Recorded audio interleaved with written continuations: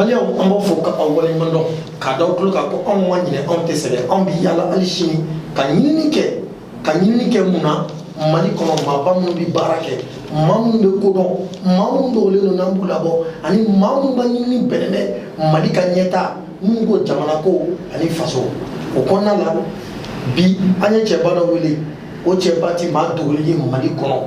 a y'i ja a b'i ja i b'ale ɲini k'a dɔn a dɔnnen don a bɛ kobaw kɛ a dɔnnen don danbe kɔnɔ sariya kɔnɔ ani bonya o kɔnɔna na o la an ka bi émission n'o ye je le jure émission ye an y'a wele o plateau sanfɛ balimakɛ i ni sɔgɔma. Ba ni sɔgɔma. I tɔgɔ i jamu. Ne tɔgɔ Elayi Dantuma Koyita ni jagokɛla ye Suguba kɔnɔna la. Elayi Dantuma. Oui. N'i ye Raficom ka plateau sanfɛ. Jamana 373 o de bɛ nin su bɔlɔlɔ sira fɛ. N'i y'a ta k'a lajɛ bɔlɔlɔ siraw fɛnɛ fɛ réseau kɔnɔna na dugu caman bɛ yen minnu bɛ su ka à travers Raficom ka page officielle sanfɛ o kɔnɔna na Dantuma i bɛ kinibolo wuli danbe baara hɔrɔnya baara an bɛ n'o de kɛ je le jure kɔnɔna na i bɛ kuma danbe ani tilennenya kɔnɔ n'i bɛ se k'i bolo wuli. K'a fɔ je jure. Ok n'Ala sɔnna n bɛna fɛn fɔ minnu ye hakilina ye n bolo tiɲɛ sira kan ni Ala sɔnna. Dantuma an b'i fɔ ka i waleɲuman dɔn nali min bɛ anw fɛ an y'a ye du maracogo ka gɛlɛn bi kabilaw maracogo ka gɛlɛn bi jamana yɛrɛ bɛɛ bɛ kule la n'an ko an bɛ kuma danbe kan an b'a ye danbe tɛ yen n'an ko an bɛ kuma mara kan an b'a ye mara dɔgɔyala Elayi Dantuma danbe bulon maaba dɔ y'i ye a kumalasela ba dɔ y'i ye parce que i bɛ plateau caman kɛ o kɔnɔna la anw bɛ gɛrɛ i la k'i ɲininka yala i tɛ fɛn dɔ fɔ maliyɛnw ye u k'a dɔn ko min bɛ yen wa ɲan ma ta dɛ. Alhamdulillah rabbil alamin an ka foli bɛ aw yɛrɛ ka studio baarakɛla patron ni bɛɛ lajɛlen ye mɔgɔ min bɛ kɛ sababu ye k'i yira diɲɛ na i bɛ foli k'u ye ka dugawu k'a fɛnɛ ye Ala k'aw bolo mɛn baara la an bɛ Ala deli Ala kana an fili parce que n b'a daminɛ n'o ye fɔlɔ jamana in kɔnɔ bi an b'a miiri sigi k'a fɔ fili tɛ toléré mɔgɔw fɛ an bɛ dugawu kɛ aw yɛrɛ aw minnu bɛ kuma la don o don parce que mɔgɔninfinw sigilen bɛ ka ɲɔgɔn lajɛ de e ka fili dɔrɔn ko fili ta ko yɛlɛma ko ko hakilina ye fo an ka dɔn k'a fɔ adamaden hakili mun b'i la hakili kelen de b'i la hakili kelen de bɛ nin na hakili kelen de bɛ nin na i kuma fɔtɔ fɛn dɔ bɛ na Ala ka se ka nɔ i b'a fɔ ka sɔrɔ i yɛrɛ ma dabɔ kama mais fo mɔgɔw ka yafa maintenant an b'an ka kuma daminɛ ni mun ye n b'a daminɛ ni yafa de ye parce que an b'a dɔn danbe kɔrɔ de ko dan bɛ ko min na bon danbe ko tiɲɛna jamana mɔgɔw fɛ a bɛ yen dɛ jamana in mɔgɔ si tɛ yen siya si tɛ yen diinɛ si tɛ yen ko danbe de t'a kɔnɔ mais adamadenw fɛnko fɛ ani hakili bɛ se ka fɔ hakili nana dɔgɔya mɔgɔw ka adamadenya kɔnɔ ka fɛnko bila sanfɛ o de mɔgɔw ka fili bonya ne bɛ kuma fila fɔ dɔrɔn mun o tɛ fɛnko yɛrɛ ye mais an ka société kɔnɔ ni gɛlɛya b'a la fɔlɔ o ye an ka janajaw ye an ka société kɔnɔ yan depuis a bɛ san 60 bɔ wari tɛ min bɛ yen ni mɔgɔw fatura u bɛ communiqué passer radio la o communiqué minnu bɛ taa se radio la ni janaja b'i bolo i ka mɔgɔ fatura n'i filila ka famille dɔ tɔgɔ sɛbɛn i filila k'i furuɲɔgɔn dɔ tɔgɔ sɛbɛn i filila k'i balima dɔ tɔgɔ sɛbɛn communiqué ninnu na Allahu akbar i b'a fɔ komi suko tɛ mɔgɔ min tɔgɔ ma sɛbɛn o tɛ yafa yɔrɔ o tɛ wariko ye dɛ o kɛlɛ an y'o ye sangabondaw la a tɛ kɛ bereta ye dɛ mais a tɛ bɛn u ma ka fɔ ko fili de don banni b'aw bolo dusukasi b'aw la i filila o tɛ yen o ye dusukasi ta ye o dusukasi yɔrɔ social ni o b'a sɔrɔ banabagatɔ banana ka san 2 kɛ wari foyi tɛ du kɔnɔ dɛmɛ bɛ na di ko k'o kɛ dɛmɛ ye a ye saraka bɔ tile 2 a ye saraka bɔ tile 3 fɛɛrɛ dɔ tigɛli bɛ dɔw fɛnɛ fɛ o wari in foyi tɛ to du in kɔnɔ an ka société la fɛn minnu bɛ kɛ dɛ kɛtaw don dɛ saraka bɔ ye kɛta ye wa a bɛ a to la an bɛɛ bɛ saraka ni duwawu de bolo mais ka dama tɛmɛ an ka société kɔnɔ mɔgɔ dɔw de formelen b'o fana kama wari min bɛna d'aw ma dɛmɛ ye ni miliyɔn 1 don a y'a kɛ to sanga tɛ wuli ka miliyɔn 1 to a kun alors que banabagatɔ bɛ bana kɔnɔ a tɛ mɔgɔ dɔw bɛ juru ta k'u ka somɔgɔw furakɛ dɔw ka dɛmɛ bɛ na an ka welewelemada min bɛ yen an ka société bɔnɛko tɔɔrɔko an ka kɛ ni hakili ye ka wari bɔta nɔgɔya ka dɔn nin du ninnu bɛ gɛlɛya de kɔnɔ bi mɔgɔ banana yan ka san hali kalo 2 kɛ wari min bɛ bɔ juru bɛ k'i la i suturalen don mɔgɔ bɛna dɛmɛ min di ko ka janaja kɛ ni Ala y'a kɛ ni 5000 tora kɔ 1000 tora kɔ dɔw bɛ diɲɛ u t'a kɔ dɛ mais dɔw ka juru bɛ se ka sara n'a ye an b'a fɛ jamanadenw ko faamuya o ka ko hakili la jamanadenw a y'a partager aw kana Dantuma Elhaji Dantuma de bɛ plateau sanfɛ a bɛ ka kuma n'an taabolo n'a kɛcogo ye a y'a partager d'accord ok awa an bɛ filanan kɛ hɛrɛ ye n'o ye mariage ye bi ni kɔɲɔ b'i ka so i den ka kɔɲɔ i balima dɔgɔnin i yɛrɛ n'i ye carte de visite fɛn dilan carte d'invitation dilan i ɲinɛna ka famille Traoré k'a la ka famille Kone k'a la ka Bacili k'a la olu dun y'i baarakɛɲɔgɔn olu jɛɲɔgɔn ye o t'i toléré n m'a fɔ bɛɛ dɛ mais mun ni t'i toléré de ka ca bon an ka jamana problème an y'a bɛɛ kɛ fantanya ye mais nin problème ninnu ninnu b'an ka société kɔnɔ bi dɛ kɛlɛ caman bɛ yen bi mɔgɔw ka ban ɲɔgɔn na nin ko ninnu de don anw tɛ mɔgɔw kalanko la an tɛ foyi fɔ an faw n'an baw n'an jɛɲɔgɔnw n'an denw n'an teriw tɛ mun dɔn mais an ta ye hakililajigin de ye parce que mɔgɔw bɛ pan fɛnnin de kɔnɔ ka sɔrɔ o ye tɔɔrɔ sira ye an bɛ ka kuma bi ka yira fɛn dɔw bɛ yen olu tɛ nin bɔ nin tɛ kun bɔ an k'o dɔw to yen k'an ɲɛsin ko ɲɛnamaw ma kɔɲɔ ye ko ɲɛnama ye saya ye ko ɲɛnama ye parce que tɔɔrɔ don ne bolo ko fitinin minnu mana yala a y'olu dilan a ka yafa ɲɔgɔn ma ka kungo in kɛ ni hɛrɛ ni baden ye ni n ka don kan k'o ye yafa in yɛrɛ ye yafa f'an ka yafa ɲɔgɔn ma o de ka gɛlɛn voilà an ka o de kɛra sababu ye k'an ka dubaw ci an tɛ yafa ɲɔgɔn ma o de kɛra sababu ye fɔlɔ an denmisɛnninma il y a 40 ans 50 ans i bɛ taa suguba kɔnɔ i b'a ye Soyete Jara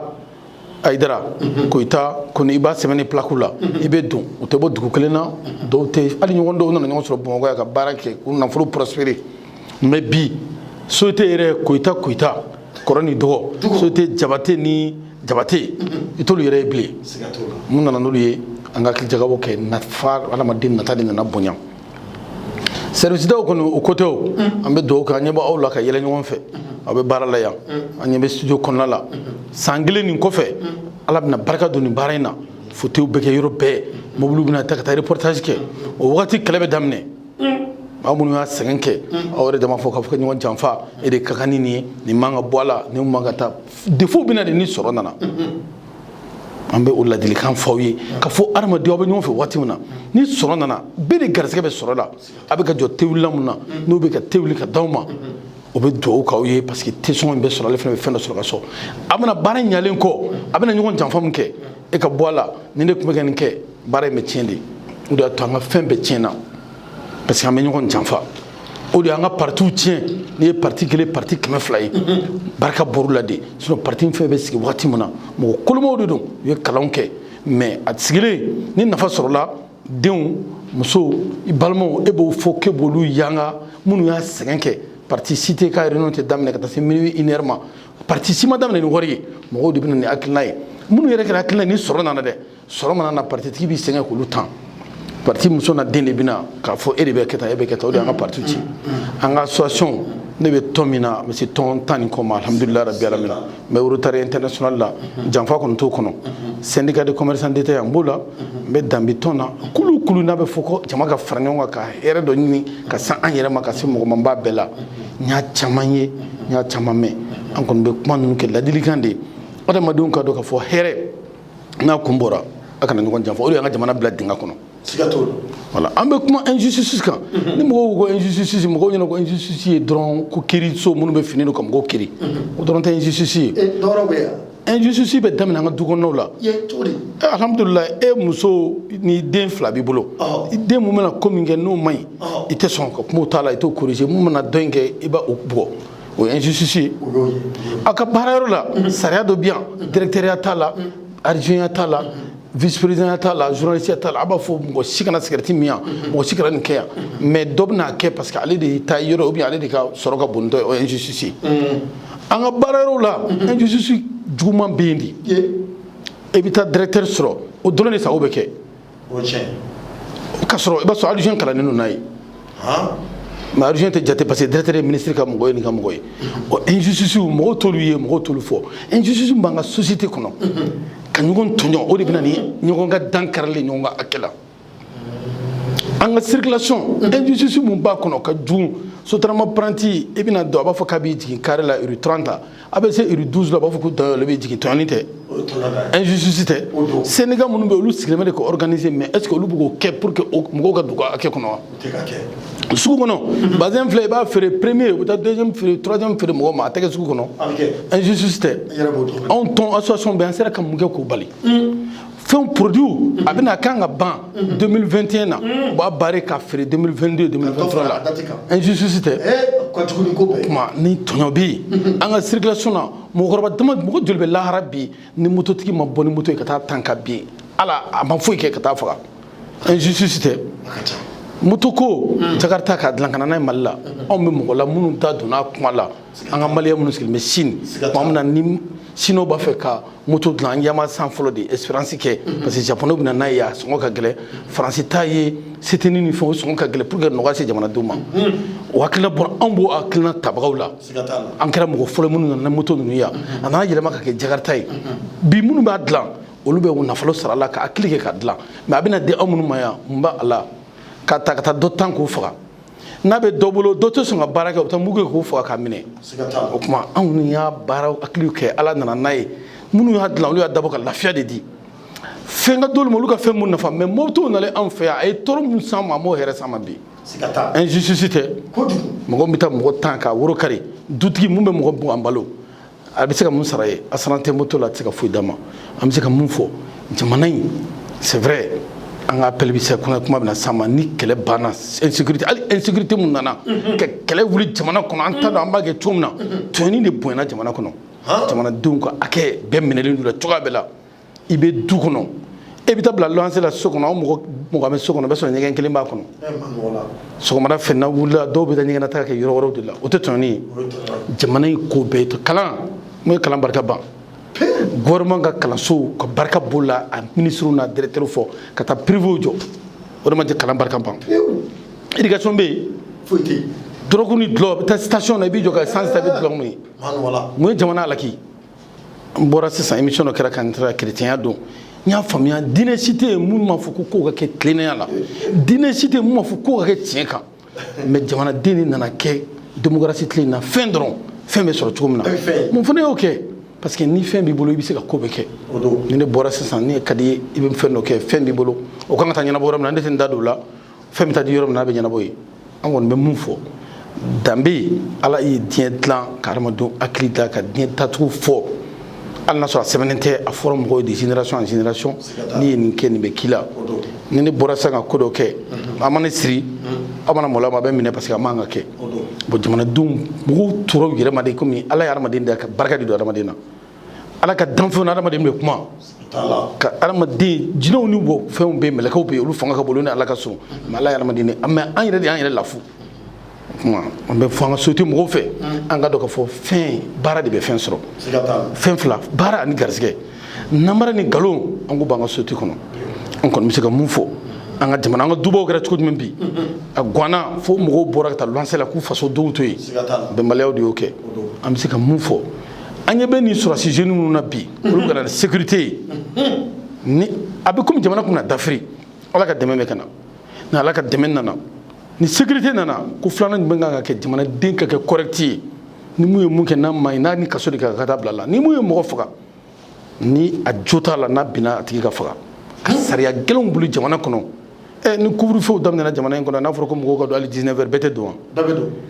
éducation si tɛ yen diɲɛ na k'a bɛ ɲa ni fanga t'a kɔfɛ o tɛ yen